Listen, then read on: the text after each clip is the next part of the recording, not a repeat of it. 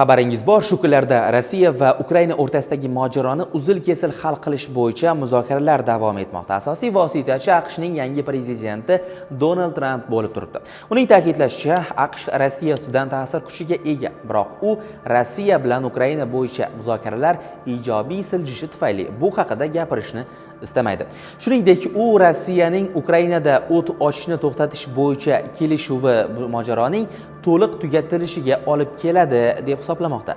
Xabaringiz bor, hozirda Rossiya bilan aloqani tiklash va urushni to'xtatish bo'yicha muzokaralar davom etmoqda. Ammo ushbu fonda AQSh prezidenti Donald Tramp o'zining Rossiya va Ukraina bo'yicha maxsus vakili Kit Kelloggni Moskva iltimosiga binoan urushni hal qilish bo'yicha oliy darajadagi muzokaralardan chetlatib qo'ydi deb xabar bermoqda NBC News 13-mart payshanba kuni manbalariga tayanib.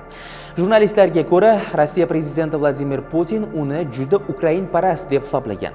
Jurnalistlarning ta'kidlashicha, Kellogg Saudiya Arabistonida Rossiya va Ukraina delegatsiyalari bilan so'nggi muzokaralarda ishtirok etmagan. Garchi bu uning vakolat doirasida bo'lsa ham. Kellogg Ukrainaga juda yaqin bo'lgan sobiq amerikalik general. U bizning odamimiz emas, biz izlayotgan kalibr ham emas deb NBC rossiyalik mulozimlardan iqtibos keltirdi. Maxsus vakil Uitkovning Kremldagi muzokaralardan so'ng Oq uy Ukrainadagi tinchlik jarayoni istiqbollari borasida ehtiyotkorona va optimistik qarashni boshladi. Bunday fikrni AQSh prezidentining milliy xavfsizlik masalalari bo'yicha maslahatchisi Mike Walls Fox News telekanali efirida ma'lum qildi. Men televideniya orqali hech narsani e'lon qilmoqchi yoki muhokama qilmoqchi emasman, ayniqsa prezidentdan oldin. Ammo bizda biroz ehtiyotkorona optimizm mavjud. Men u yerda bo'lib bizga baholash uchun ma'lumot yetkazib berayotgan hamkasbim Uitkov bilan gaplashdim. Bu ma'lumot esa prezident Trampga keyingi qadamlar bo'yicha qaror qabul qilish uchun xizmat qiladi, deya vaziyatga oydinlik kiritgan Wells. AQSh davlat kotibi Marco Rubio ushbu fonda voqelikka izoh berar ekan, prezident Donald Tramp nafaqat yangi urushlar boshlanishini oldini olmoqchi, balki dunyodagi hozirdagi mavjud bo'lgan barcha muammolarga chek qo'ymoqchi deya fikr bildirdi. Tramp shuningdek, Obama rossiyaliklarga Qrimni berdi, Bush Gruziyani berdi, Biden hammasini berdi, men esa hech narsa bermadim deya ta'kidlamoqda. Ta'kidlash alohida kerakki, Ukraina rasmiylari Jiddadagi muzokaralarda mamlakat NATOga a'zo bo'lishdan voz kechmasligini bildirgan. Bu haqida RBK Ukraina va Европейская Pravda nashrlari manbalariga tayanib xabar bermoqda.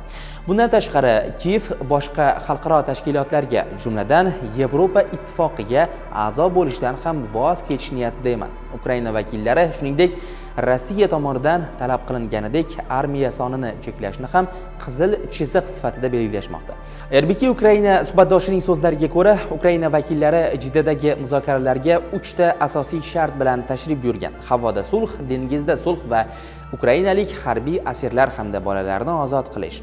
Washington esa to'laqonli sulh, harbiy yordamni qayta tiklash va razvedka ma'lumotlari almashinuvini taklif qilgan. Shu bilan birga Kiyevdan Kursk viloyati hududidan o'z qo'shinlarini olib chiqish ham talab qilinmagan.